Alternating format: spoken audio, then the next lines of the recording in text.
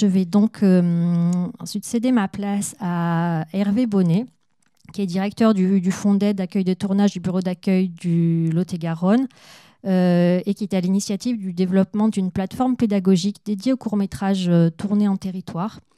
Je vais vous dire quand même 2 mots du bureau d'accueil des tournages, parce que sa mission principale est de contribuer à l'aménagement culturel et au développement économique du territoire à travers l'accueil et l'accompagnement de productions audiovisuelles dans tous les domaines, fiction, ciné ou télé, documentaire, films d'animation, reportages, etc. Et le BAT 47 a cette spécificité de s'intéresser tout particulièrement à l'éducation aux images et à développer une plateforme pédagogique destinée prioritairement aux professionnels de l'éducation aux images et au cinéma, les enseignants d'écoles, collèges, lycées, universités, mais aussi les médiateurs cinéma, les exploitants de salles, les animateurs, les éducateurs. C'est une plateforme qui sera mise en ligne en 2021, à la rentrée 2021-2022. Son accès sera gratuit sur inscription et vous aurez accès au catalogue de films et toutes les ressources pédagogiques associées que Hervé va vous présenter. Et on a choisi de vous présenter cet outil-là aujourd'hui parce qu'il nous paraît tout à fait complémentaire de ce que peut proposer Imagina sur un volet très pratique et concret et vraiment qui fait la part belle au court-métrage tourné en territoire. Et c'est une vraie spécificité du BAT 47 qu'on avait envie de mettre en lumière aujourd'hui parce que je pense que ça va permettre de nourrir sacrément les projets. Et Hervé va vous en parler très bien là, maintenant. C'est parti.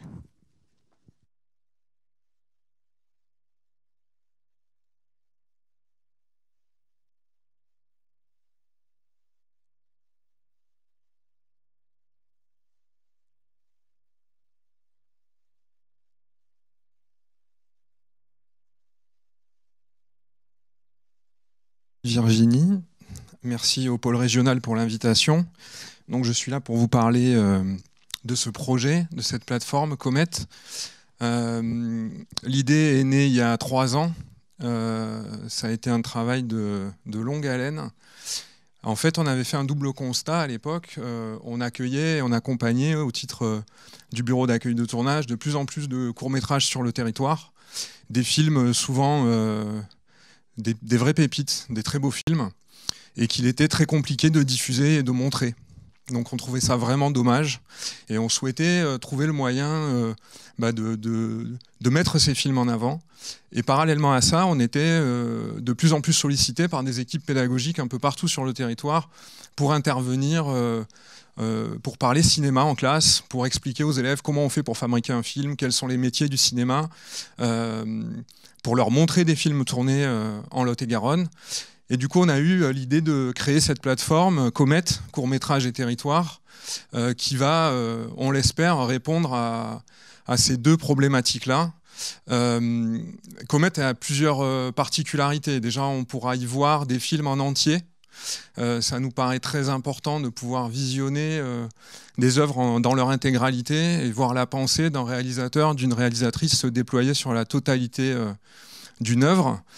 Comet proposera aussi des vidéos d'analyse filmique sur ces films-là, avec des universitaires, des médiateurs, des critiques de cinéma qui ont travaillé avec nous, notamment Alain Bergala a travaillé sur Comet avec nous.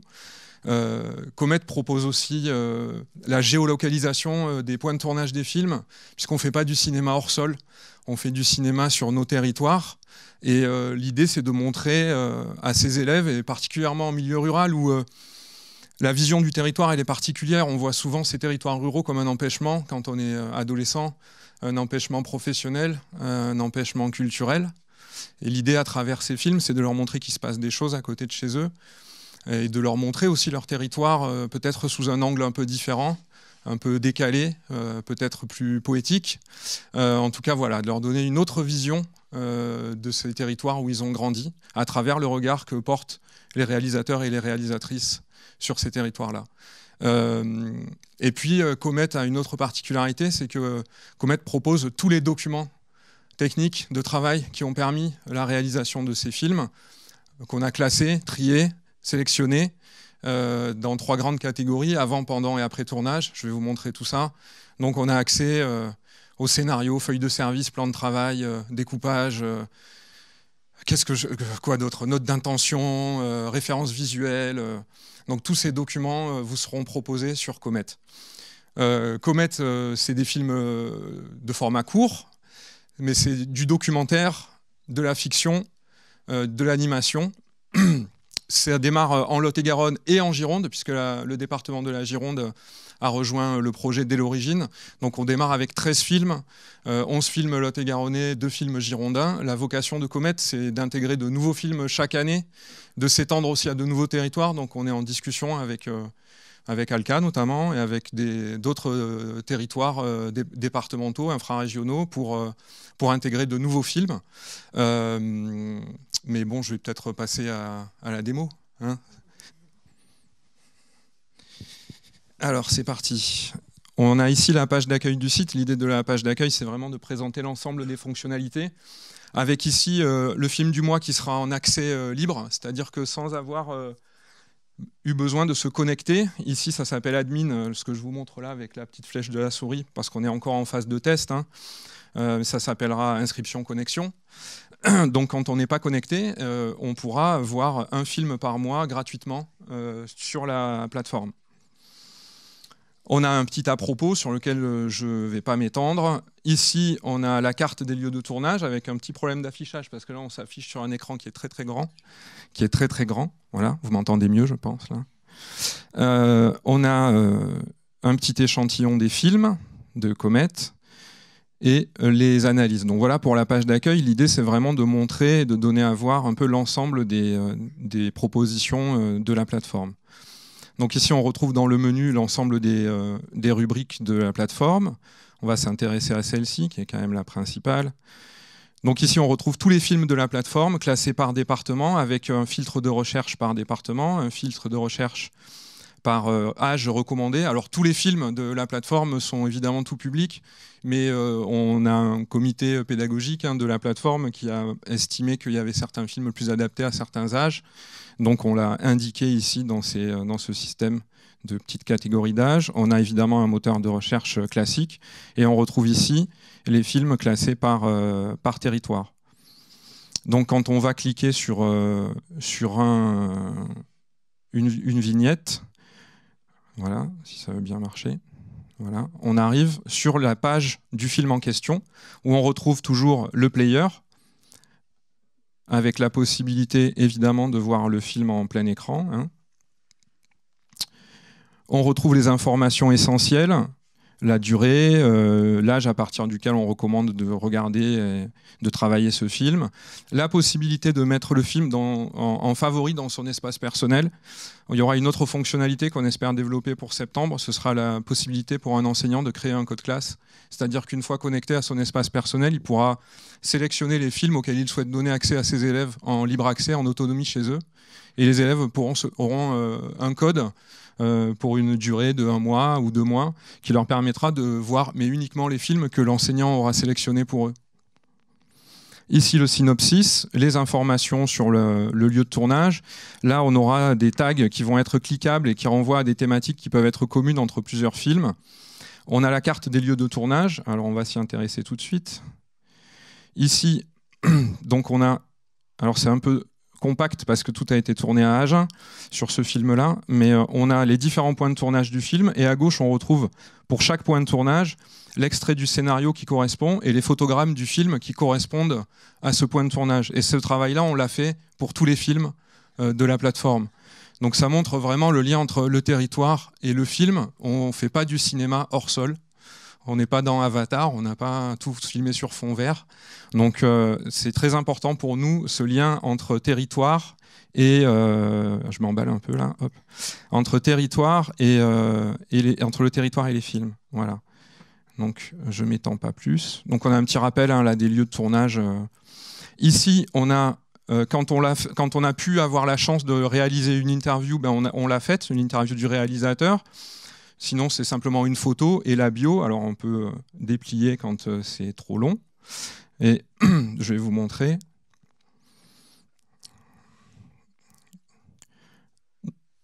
Donc on a fait un habillage pour toutes les vidéos, mais là il n'y a pas de son, donc c'est un peu gênant. Non, il n'y a pas de son. Bon, c'est pas grave. Bon, croyez-moi sur parole, il y a du son. Ah d'accord, ok. Alors, ça va, ils sont pardonnés. Et ici, on retrouve toutes les analyses qui correspondent à ce film-là, qui sont en deux grandes catégories. On a les analyses qui sont consacrées à ce film exclusivement, donc toujours avec la possibilité de les visionner en plein écran, avec ici l'intervenant et le titre du film qui correspond. Et puis, on a des analyses qu'on a appelées transversales, qui s'appuie, comme vous pouvez le voir là, ce que je vous montre avec la petite flèche de la souris, qui s'appuie sur plusieurs films du corpus. Et on peut accéder à ces films et à la page de ces films en accès rapide en cliquant simplement sur le titre. Et ici, on a le nom de l'intervenant. Et puis on a souhaité rajouter, quand c'était pertinent, une petite rubrique pour aller plus loin en fonction des thématiques abordées par l'intervenant. On a des liens vers des sites de référence si on souhaite creuser telle ou telle thématique. Donc c'était pas l'exemple le plus parlant, mais là non plus. Mais croyez-moi sur parole aussi, il y a des... voilà, sur celui-là c'est plus pertinent. Donc on a la possibilité d'aller creuser des thématiques abordées dans l'analyse du film. Et puis ici, on a en dessous donc, les documents techniques qui correspondent au film. Je vais vous les montrer plus en détail tout à l'heure. Donc on retrouve le classement en avant, pendant et après tournage, avec la possibilité donc, de pouvoir consulter tous ces documents. Ici, un petit tag qui génère automatiquement des films qui sont dans des thématiques voisines du film qu'on est en train de consulter. Et donc voilà, ça c'est la page type pour tous les films du catalogue. Donc on va avancer. Carte des tournages, ben là c'est tout simplement la carte globale avec un point de tournage principal pour chaque film du catalogue. Et donc quand on clique sur ces points de tournage, on a cette petite vignette sur laquelle il faut simplement cliquer pour arriver directement sur la page du film en question. J'avance un petit peu. À propos, bon, je ne reviens pas dessus. Voilà, le gros morceau du site, c'est cette rubrique ressources, donc, où on retrouve en fait l'ensemble des documents techniques de tous les films du catalogue, classés donc avant, pendant et après tournage. Donc, par exemple, si on s'intéresse au scénario, on va avoir tous les scénarios de tous les films avec un petit chapeau qui explique ce que c'est. Tous les scénarios disponibles pour tous les films. Alors on a plusieurs versions des scénarios, parce qu'évidemment pour certains films on avait jusqu'à 17 versions de scénarios, il a fallu qu'on fasse des choix. On s'est contenté d'avoir 3 versions au maximum, une version de début d'écriture, une version intermédiaire et la version de tournage. Donc je vais vous montrer ce que ça donne. Hein. Voilà. Donc on a ici le scénario, on a volontairement laissé les documents bruts, c'est-à-dire qu'on a vraiment les documents tels qu'ils ont été utilisés par les équipes de tournage et tels qu'ils les ont eus entre les mains. On a la possibilité de le télécharger au format PDF. On a la définition qui est prise dans l'abécédaire que je vous montrerai tout à l'heure de ce qu'est un scénario. Et puis ici, on a des raccourcis pour aller voir les autres versions. Donc par exemple, on peut aller voir directement la version de tournage. On voit déjà que le titre du film a changé. Et on peut faire des comparaisons et comparer un peu l'évolution de l'écriture au fil des versions. On a parfois aussi des petits documents bonus qu'on n'a pas créés. On n'a créé aucun document. On a utilisé tous les documents qui nous ont été gentiment fournis par les sociétés de production, par les réalisateurs. Et maintenant, on a même des réalisateurs qui nous appellent en disant « Oui, je suis allé sur Comet, il manque tel et tel document sur mon film, je te les envoie. » Donc c'est assez marrant. Donc là, par exemple, sur la voix off du personnage principal, et encore une fois, c'est le document brut. Voilà. Donc ça, pour tous les films. Et pour tout un tas de types de documents, par exemple, qu'est-ce que je pourrais vous montrer bon, les notes d'intention ou les recherches graphiques, par exemple, où c'est assez pertinent pour le film Sous tes doigts, qui est un film d'animation. Alors évidemment, un film d'animation, par définition, il n'est pas tourné sur le territoire, sauf peut-être en Charente, fabriqué en tout cas sur le territoire. Mais pour nous, ce film-là, il est très important parce qu'il parle d'un lieu qui est très important dans l'histoire du département, du Lot-et-Garonne, qui est le centre d'accueil des Français d'Indochine. Donc c'est pour ça qu'on a fait le choix d'intégrer ce film au corpus. Et donc là, en fait, on a tout un tas de documents qui ont permis la fabrication du film, et on voit même les recherches graphiques sur les personnages. Donc voilà, ça, c'est un travail aussi qu'on a fait pour tous les films. Pendant le tournage, moi, il y a un document que je trouve particulièrement intéressant, c'est le plan de travail. C'est l'architecture du film, quoi. C'est l'organisation du tournage. Donc là, même chose, hein, pour certains films, on avait jusqu'à 5, 6, 7, 8 versions du plan de travail, puisque c'est aussi un document qui évolue au fil de la préparation du film, parce qu'on doit s'adapter à des disponibilités de comédiens, des disponibilités de décors, etc., des changements de scènes dans l'écriture du scénario qui vont impliquer des changements dans l'organisation du tournage. Donc on a ici, de la même manière, le plan de travail qu'on peut agrandir. Je ne sais pas si ça va marcher. Non. Voilà, on peut l'agrandir. La définition, la possibilité de le télécharger en PDF et évidemment les autres versions du plan de travail. On voit un peu ce qui a changé dans l'organisation du tournage. Donc comme c'est un document qui est assez complexe à appréhender pour les élèves et pas que pour les élèves, on a fait un tuto vidéo avec une assistante mise en scène qui explique quelles sont les informations qu'on va retrouver dans un plan de travail et comment on lit un plan de travail. Puisque à chaque colonne correspond un jour de tournage, avec les heures de tournage, les scènes tournées, intérieur, extérieur, jour, nuit. Donc on voit ici les scènes, quels sont les comédiens qui doivent être présents, les éléments de machinerie qui doivent être là, etc., etc., etc. C'est vraiment un document qui est assez complet. Bon, j'avance un petit peu. Après le tournage, typiquement après le tournage, on peut retrouver par exemple les affiches des films. Pour tous les films où on avait des affiches, on a pu les récupérer. Et parfois, ce qui peut être intéressant aussi, notamment en classe de langue, c'est qu'on a des affiches en anglais, qui permet aussi de travailler peut-être aussi en classe de langue. Voilà. Dans cette rubrique ressources, on a aussi souhaité remettre toutes les analyses, donc pour avoir une vision globale un peu des analyses disponibles pour les films. Donc on voit ici pour chaque film les analyses disponibles. On a parfois plusieurs analyses sur un film. Et puis on a séparé avec les analyses transversales qui, elles, concernent, comme je vous le disais tout à l'heure, plusieurs films du corpus. Donc quand il y en aura davantage, hein, puisque là on démarre avec 13 films, mais dans les prévisions qu'on a faites, on va doubler, je pense, le nombre de films pour la prochaine rentrée scolaire, donc 22-23. Et après, ça peut être vraiment exponentiel et prendre beaucoup d'ampleur en fonction du nombre de territoires qui vont intégrer. Donc là, quand on aura beaucoup plus de vidéos d'analyse transversale, on trouvera un moyen de mieux les organiser et qu'on s'y retrouve un petit peu mieux. Et puis on a souhaité aussi rajouter cette rubrique, mais qui risque de prendre son indépendance et d'être une rubrique à part entière et pas une sous-rubrique, la rubrique métier, dans laquelle on retrouve les interviews des réalisateurs, mais aussi de techniciens de cinéma qui sont souvent issus des territoires, donc assistantes mise en scène, régisseurs, chefs décoratrices, actrices, etc., etc.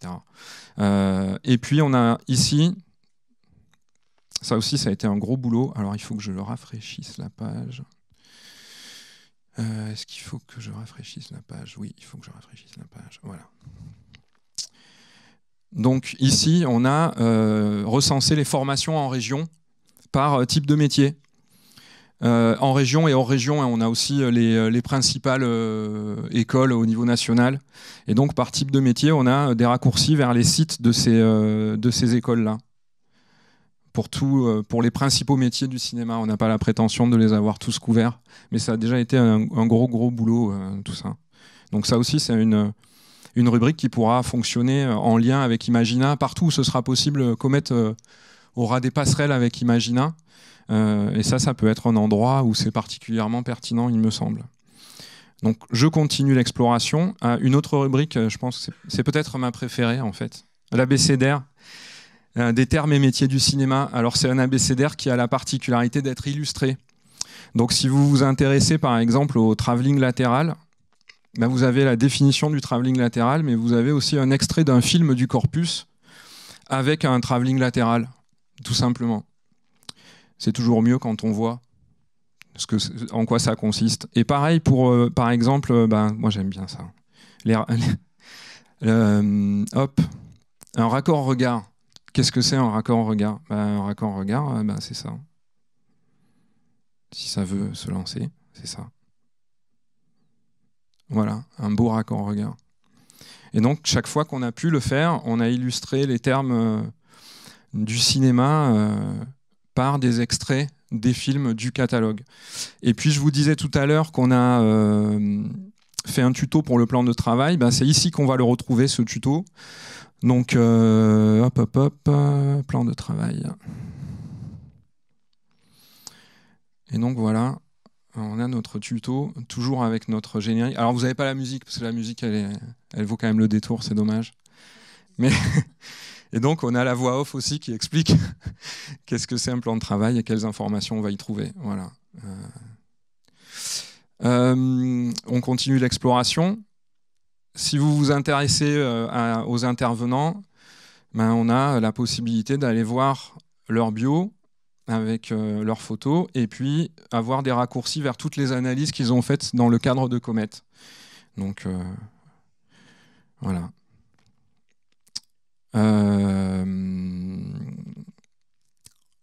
On continue. Infos et dispositifs, encore une rubrique qui va vraiment fonctionner avec Imagina et qui est en cours de fabrication. Donc là, ce sera les informations tout simplement par territoire sur les différents dispositifs.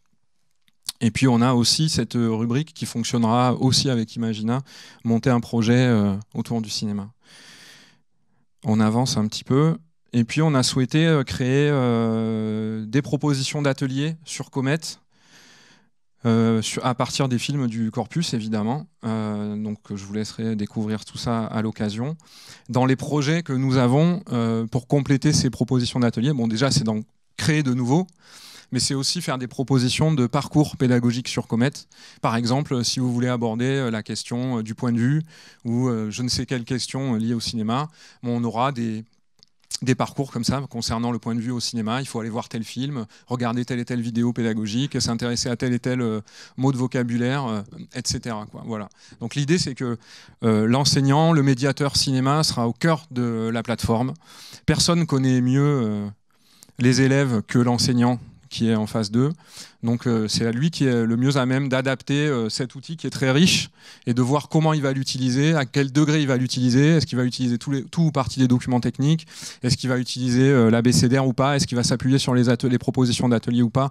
C'est vraiment l'enseignant et le médiateur qui seront au cœur de l'outil et qui auront l'entière liberté de l'utiliser. Il n'y a aucune bonne façon, il n'y a pas une bonne façon d'utiliser Comet. C'est aux enseignants de l'inventer avec nous. Et puis ici, là je vous montre dans le vide, là, il y aura une autre rubrique qui sera la rubrique festival, puisqu'il y a 3 ans, en Lot-et-Garonne, on a créé un festival de courts-métrages, des courts-métrages tournés sur le territoire. Et dès le départ, avec ce projet de plateforme, on a souhaiter que ce soit un outil qui ne substitue pas à la salle de cinéma et qui au contraire puisse créer des passerelles avec la salle de cinéma. Et donc on a souhaité fusionner le festival et la plateforme.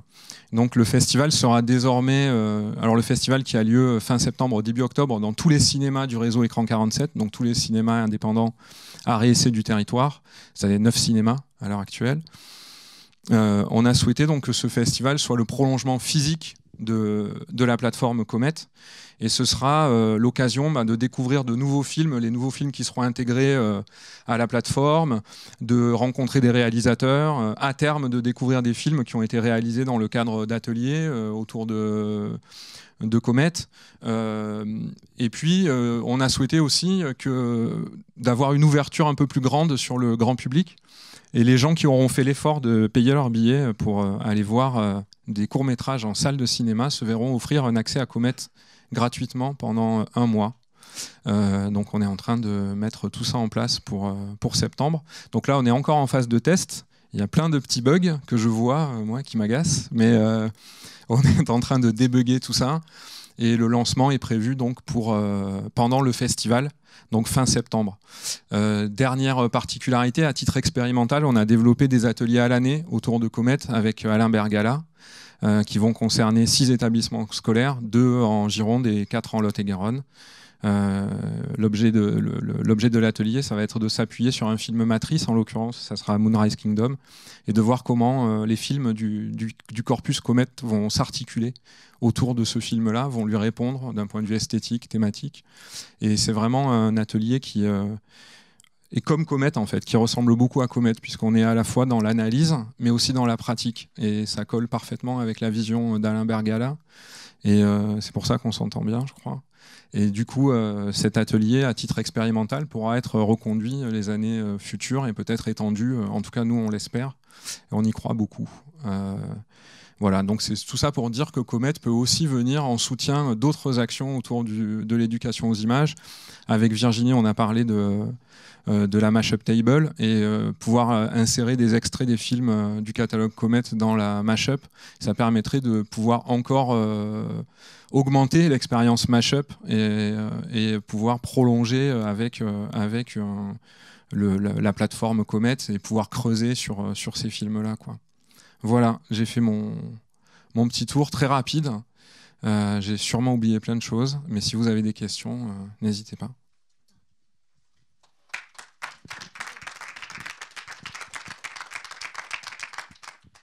Merci beaucoup Hervé. Donc vous avez pu constater que Comet va être un outil extrêmement riche. Peut-être là, je l'ai dit en amorce, mais peut-être repréciser. On a beaucoup parlé d'enseignants, mais c'est un outil qui est ouvert aussi aux médiateurs, aux animateurs, aux éducateurs, aux exploitants de salles. L'inscription pour les acteurs de l'éducation aux images est gratuite, parce que tout à l'heure tu parlais d'abonnement offert 1 mois, mais ça c'est pour le tout public, le grand public qui vient au festival, mais vraiment pour les acteurs de l'éducation aux images, c'est un outil qui sera gratuit. Et peut-être là, pour l'instant, il y a 2 départements de la Nouvelle-Aquitaine qui sont représentés, donc le site, l'a dit Hervé, a vocation à être ouvert à d'autres départements, mais au-delà même de la Nouvelle-Aquitaine. Peut-être tu peux dire 2 mots sur le droit d'entrée, est-ce que ça comprend, parce que là on a des collègues du coup de pôles d'autres régions de France,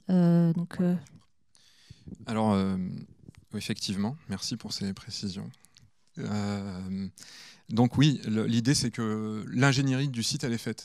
Encore une fois, c'est 3 ans de travail. Nous, on ne tient pas particulièrement à ce que ça reste en Lot-et-Garonne et en Gironde. On a envie d'en faire profiter d'autres territoires. Je pense que ça ne fera qu'enrichir la proposition. Et du coup, c'est... l'intégration des films, on se paye en fait au film, on finance au film.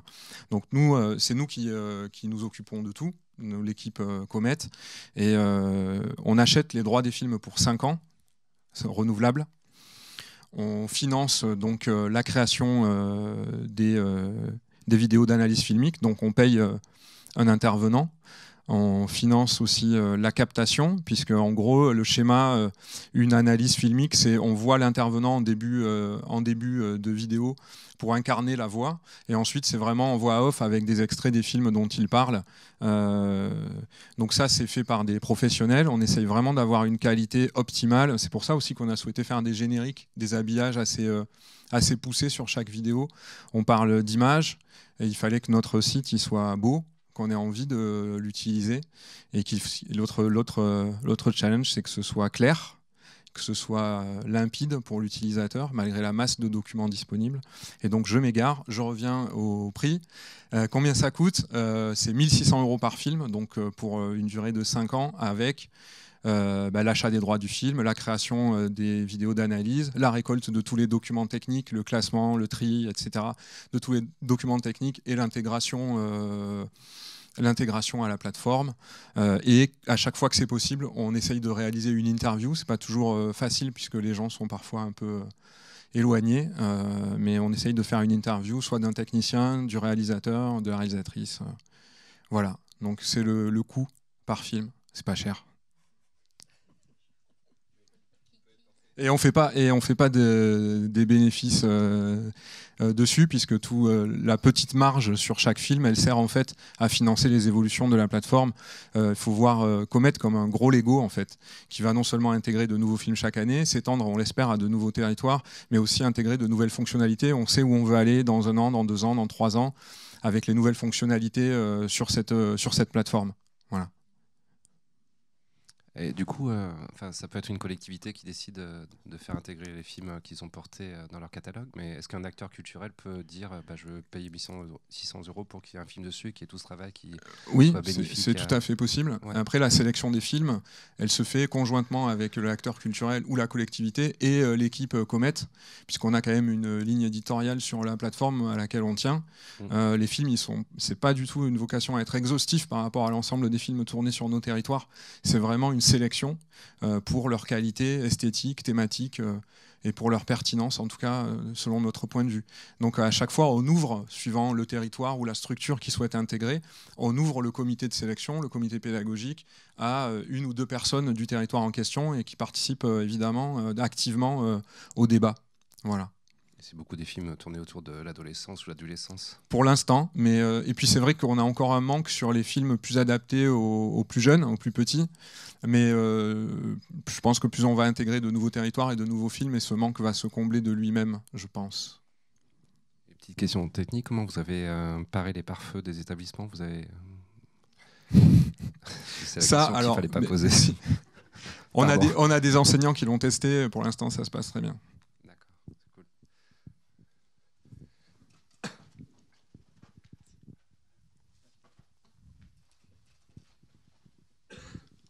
Oui, j'en profite un petit peu effectivement pour rebondir sur la question de Sébastien. Oui, alors il se trouve que une collectivité peut aussi s'engager là-dedans. Il se trouve que le Lot-et-Garonne et la Gironde, en tout cas, sont partenaires de la convention. Voilà. Et la convention qu'on a avec la région et le CNC. Et évidemment, c'est un outil puisqu'il valorise aussi, c'est la diffusion de ces films-là.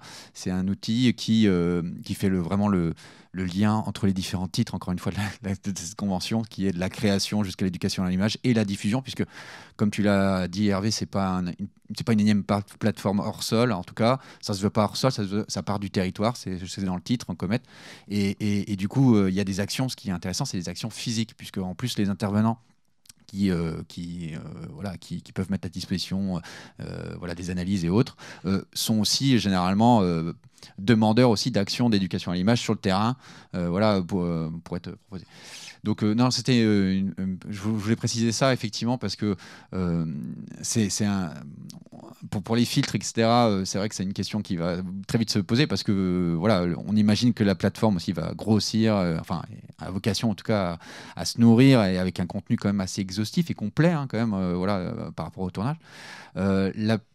C'est aussi un outil, de mon point de vue, qui est intéressant pour les acteurs de l'éducation à l'image, mais aussi pour les jeunes professionnels. Aussi, donc c'était bien aussi de faire le lien avec les écoles qu'il y a. Donc peut-être aussi, elle sera ouverte, j'imagine, aussi à des des cinéastes en devenir ou des jeunes qui s'intéressent un peu au métier du cinéma. Je te confirme, Yves, dans les testeurs aujourd'hui, on a des gens qui interviennent en fac de cinéma, par exemple, et qui ont, quand je leur ai montré l'outil, alors que moi, je n'avais pas forcément pensé au début, ont tout de suite vu l'intérêt que ça pouvait présenter pour eux, quoi. Donc c'est vrai que l'éventail de public potentiellement touché par l'outil, il est énorme, quoi. Et même si j'ai même une enseignante, j'ai même une enseignante qui va l'utiliser dans le cadre de l'école des parents pour l'apprentissage du français pour des parents qui ont des élèves au collège notamment. Donc je trouve ça génial que cet outil puisse servir aussi à ça. Alors déjà des retours des participants à la visio qui trouvent que c'est un très beau travail et félicitent pour ce site. Et moi, quelques questions justement sur l'usage par des acteurs de l'éducation aux images. Comment ça va se faire en fait? Est-ce que ça veut dire, par exemple, je sais pas, moi je pense à la coordination unicité de mon territoire où il y a le film Sous tes doigts qui est dans le catalogue du Kinétoscope et que du coup il pourrait être intéressé par toutes les ressources qui sont en ligne. Donc là c'est quoi? C'est la coordination unicité qui peut faire une demande d'accès? C'est ça en fait. Pour les enseignants, ça sera avec les adresses éducation nationale et pour tous les autres, il faudra nous contacter. Donc on prévoit d'être submergé de mails. tant qu'on n'a pas encore trouvé un moyen d'automatiser un petit peu tout ça, mais ça ne saurait tarder, on espère. Donc oui, c'est ça, il faudra nous contacter. Et après, l'autre question, c'est du fait que vous imaginez que vous allez grossir, intégrer de nouveaux films, c'est quelles limites vous donnez? Est-ce qu'il y a aussi la durée forcément des droits des films qui font qu'à un moment, vous allez devoir renouveler le stock? Et jusqu'où vous allez aller? Est-ce qu'il y aura plein de petits points partout sur la carte? Alors, à l'issue des 5 ans, certains films seront prolongés, puisque c'est des conventions consignes qui sont renouvelables. D'autres non. On n'a pas, pour l'instant, on ne s'est pas projeté si loin encore. On n'a pas forcément de limite, quoi, si ce n'est que peut-être ce qu'on envisage à terme, si on a vraiment un nombre de films important, je ne sais pas, 80 ou 100 films sur la plateforme, c'est pouvoir imaginer pour le grand public un système d'abonnement, mais on n'en est vraiment pas là. On a été meilleur pour imaginer le contenu que pour imaginer le modèle économique, je ne vous le cache pas. Donc, en tout cas, pour les enseignants et pour les professionnels de l'éducation à l'image, on tient à ce que ça reste gratuit, le plus possible. Parce que je pense que c'est un frein à l'utilisation. Je ne sais pas si j'ai répondu complètement à la question. Mais oui, s'il y a plein de petits points sur la carte, ça sera super. Alors, la question sur les films de patrimoine, on se l'est posé parce qu'il y a des films, même moi, dont je me souviens, des courts-métrages que j'ai vus il y a très longtemps et qui m'ont marqué, qui ont été tournés en région. Le problème, c'est la récolte des documents techniques, qui est beaucoup plus compliquée. Et du coup, pour l'instant, on va se contenter de films plus récents, enfin, jusqu'à 5, 6 ans, 7 ans en arrière maximum, pour pouvoir récolter les documents techniques et être le plus complet possible. On s'interdit rien, en fait. Mais pour l'instant, on se concentre plutôt là-dessus. Voilà. Mais je tiens à souligner que les sociétés de production, elles sont ravies, et les réalisateurs, les réalisatrices, ravis de participer à ce projet. Et bon, c'est souvent des gens avec qui nous, on a travaillé pendant longtemps. Donc on a un rapport vraiment de confiance. Et c'est une belle preuve de confiance de nous donner tous ces documents techniques en libre accès. Et on est vraiment très très fiers de ça, quoi. De pouvoir montrer tout l'envers du décor comme un magicien qui montre ses tours. Ça a un côté très généreux. Et ça montre aussi tout le travail qu'il y a derrière la fabrication d'un film. On ne vient pas juste avec ses potes, une caméra, on la pose là parce que les acteurs ils sont dans le champ et on fait tourner la caméra, quoi. Et ça, c'est très important. Et aussi de leur montrer à ces gamins qu'on peut venir de territoires ruraux et travailler dans le cinéma. Et papa et maman ne travaillent pas dans le cinéma, mais c'est pas grave. Quand on sait ce qu'on veut faire, qu'on est vraiment motivé, qu'on sait comment s'orienter et qu'on travaille, il n'y a rien d'impossible. Et ça, c'est important aussi de leur montrer ça. Donc il y a pas mal de techniciens interviewés sur Comet qui sont issus de nos territoires. Voilà, très prometteur. Merci. Et voilà, c'est un formidable outil, comme vous avez pu le constater. Donc on va terminer cette matinée sur cette note d'optimisme et puis on se retrouvera à 14h là pour parler émotion et plaisir au cinéma. Donc à tout à l'heure. Merci.